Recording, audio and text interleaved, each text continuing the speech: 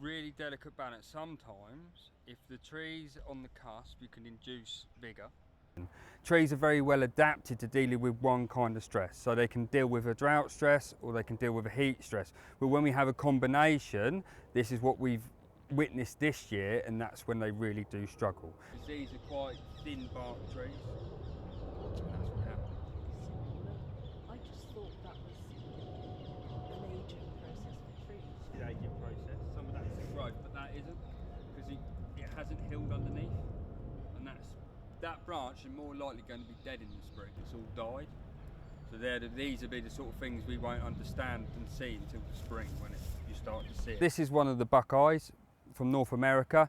This tree actually went into drought just very quickly, and it was more to do with the heat as well. We had such intense heat, done a lot of damage to the leaves, and then the tree was still trying to function as a hydraulic system, and it was losing too much moisture. So it went into what we would call an early dormancy. So it just went, I cannot deal with this stress anymore. I'm going to throw all my foliage and all my leaves to reduce the water loss, and I'm going to sit it out and wait until next year. The risk we now have is how this tree then, how much energy it's stored for next year.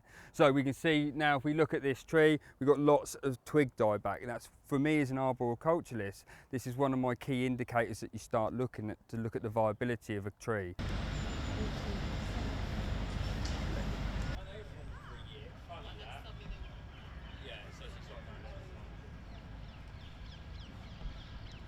What we've seen is a very drawn out, diluted autumn colour this year. So some trees have gone into really vibrant colours because they're breaking down those sugars in the leaves, and they've got enough energy, and that's probably because they're more climate suitable. So they've had a really good flush. The trees that have struggled are rather like this tree itself, gone into early dormancy. We don't see any autumn colour, and things like the oaks and some of the elm trees, they're still very green and holding on to their leaves. They're trying to make the most of this period. With these warm temperatures that we've had, which are very unusual for October, they're now making the most of that. They're doing all their growing, and they're trying to store enough energy in order to recoup what they would have lost in the summer when they were starting to slow down their systems.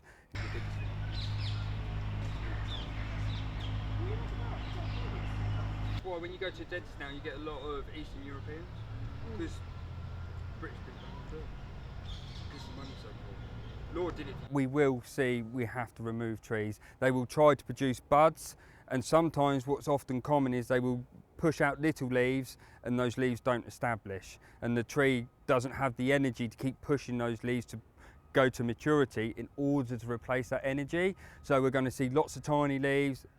Some won't establish, and that tree will unfortunately die.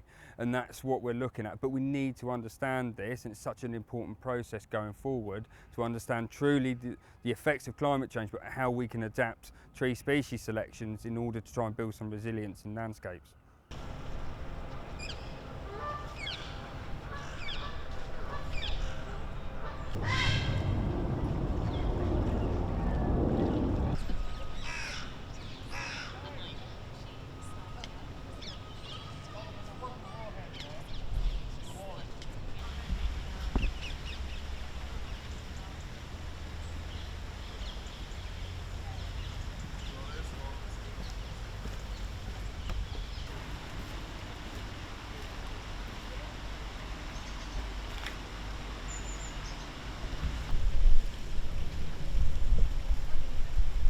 Other plants, you know, that originate around the Mediterranean, thought fantastic. You know, this is their kind of climate. So, I mean, the amazing thing about gardens like Kew is that they have plants from all kinds of geographical and climatic types. So they all respond differently. So we can learn a huge amount.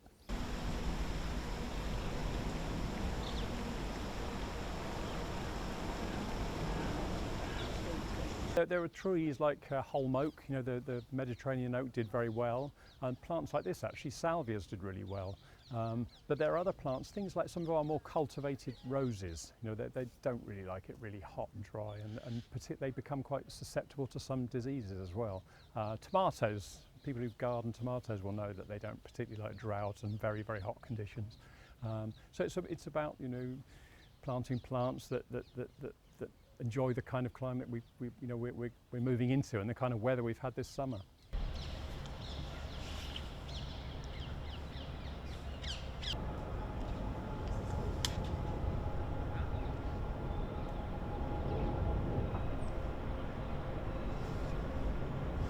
what we're looking at is looking at those areas and those ecotypes, those dry areas where we know common beech is surviving, to seek those seeds to bring them back to Kew, so we can then have a replacement, and they were just replaced with a different genetic type. It's still common beech, but it's a new genotype from a new ecological climate zone where it's more adapted. So hopefully we can build in some resilience in that way.